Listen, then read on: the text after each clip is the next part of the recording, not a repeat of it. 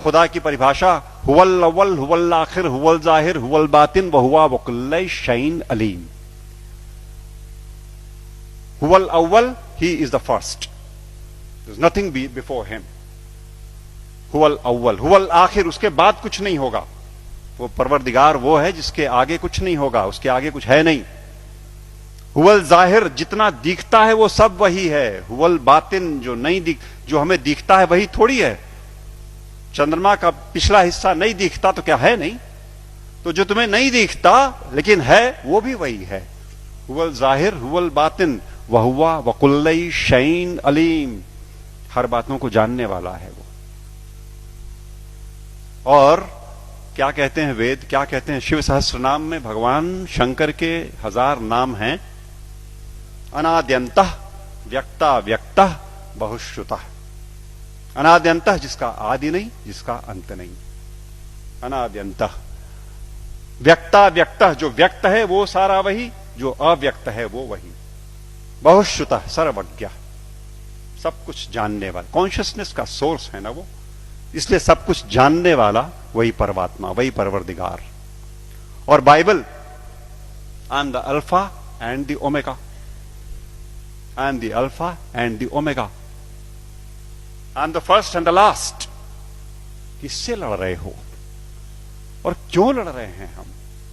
हम क्यों नहीं कोर में जाते और उन एक बातों को देखते जो एकदम एक तरीके से डिफाइन करता है उस परमात्मा को, और उसको छोड़ करके हम छिलकों पे लड़ाइयां लड़ रहे हैं। गूदे छोड़ करके हम छिलकों पे लड़ाइयां लड़ रहे हैं, जाने गंवा रहे हैं, दुकानें जलाते हैं, शहर फूंक देते हैं, और अपने इस देश की और आसपास के पड़ोसी देशों में भी तबाहियां कटी हुई हैं छिलकों की लड़ाई पे।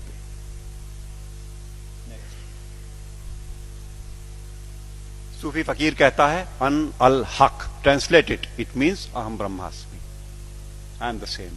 अन अल हक, ये सूफी फकीर बोलते हैं।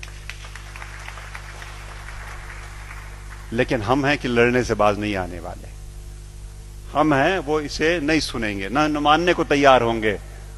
वो वही बात होली बाइबल जब कहती है कि I am the way the truth and the life, no one cometh unto the father but by me. But by me means through the soul, जो हमारे अंदर वो ज्योति का पुंज है, उसी के थ्रू रास्ता अंदर जाएगा।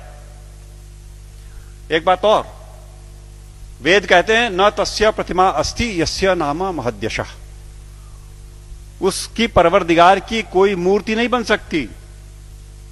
वेद कहते हैं निराकार ब्रह्म को जब परिभाषित करते हैं तो कहते हैं न तस्य प्रतिमा अस्ति यस्य नाम महद्यशः। गुरुजी बैठे हुए हैं, कुछ अगर खोट हो तो टोक देंगे। वो जो मूर्ति पूजन गलत नहीं है, अपने हिसाब से उन्होंने कहा वो इनिशियल स्टेजेस में आपके लिए ठीक है, करो आप, भाव आपने वहां प्रतिष्ठा की, आपको परिणाम देगा। लेकिन सच मायने में जो निराकार पर ब्रह्म है उसकी मूर्ति वूर्ति नहीं बननी।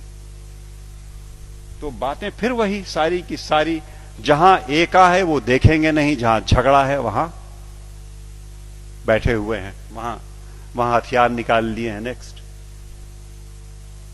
सच बात तो यह है कि आज की दिक्कत यह है कि ये अधर्म जो है ये धर्म के रूप में चला आया है।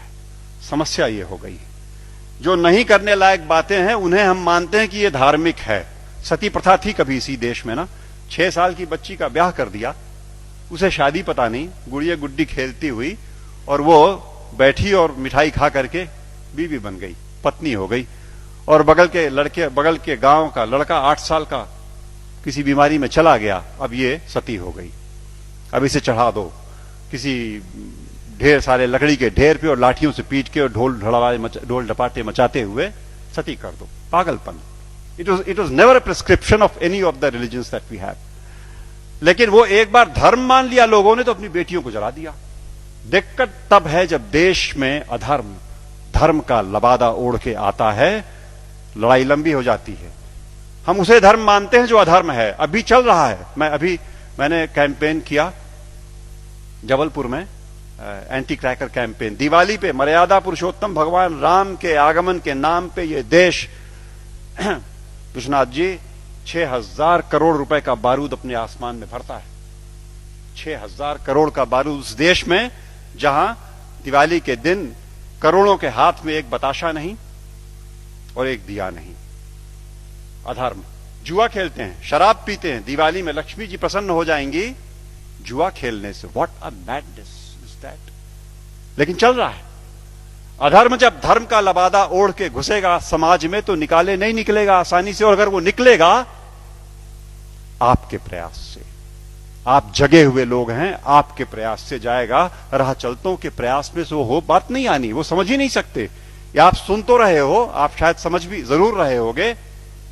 इस देश का एक बड़ा हिस्सा इन बातों को न सुन पाएगा न समझेगा। धैर्य नहीं उसके पास, समझ भी नहीं उसके पास।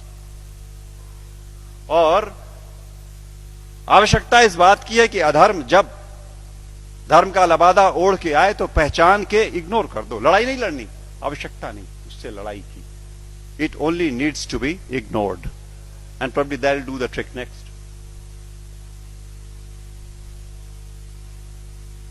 सच बात तो यह है कि हम, जैसा मैं कह रहा था, कि हम छिलकों की लड़ाई में लगे हुए हैं, गूदे की ओर ध्यान नहीं दे रहे। और मेरे घर पे मैं शाम को आसपास के मोहल्ले के गरीब बच्चों को पढ़ाता हूं, थोड़े से। उन्हें रोज एक टॉफी एक बच्चे को देता हूं, उनको इनकरेज करने को कि वो आए।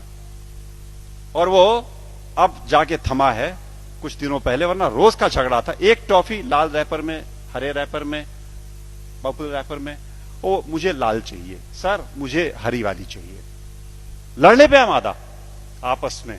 और जिसे हरी मिल गई वो उछलता है, अंदर बिल्कुल एक चीज, लेकिन वो रैपरों की लड़ाई में परेशान। हमारा सारा देश आज इस धार्मिक रैपर की लड़ाई में गुथा हुआ।